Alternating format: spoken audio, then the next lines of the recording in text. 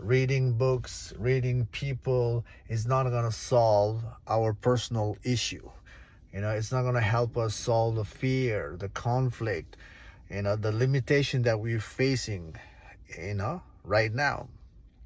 So, if we turn the awareness back to ourselves and read our own mind, that means if we learn to trace our mind backward to figure out the root cause of the issue in our lives and go further backward on dissolving the root, and able to see the plain sight truth,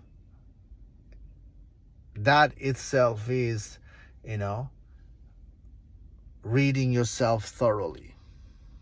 Okay, when you read yourself like that, you will also understand the whole world, the outer world, is basically your own life.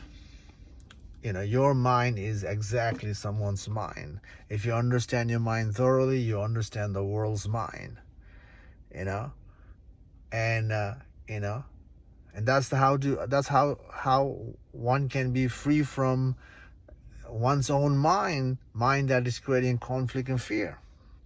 But if you involve in the outer mind all the time, yes, you can understand a little bit of that world, but that involvement doesn't create the freedom in your life, because that approach is limited.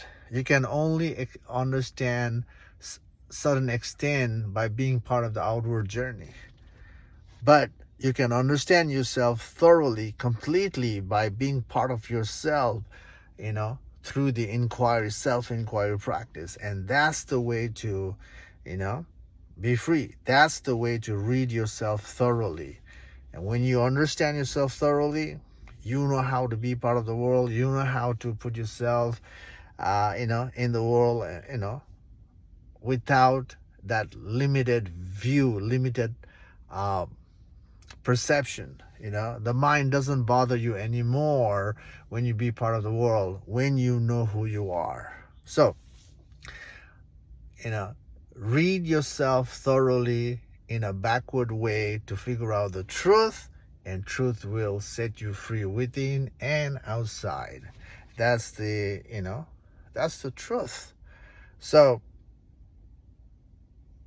reading books is fine again. Reading books, observing the world is all good. It gives you, engaging. But that doesn't solve the problem.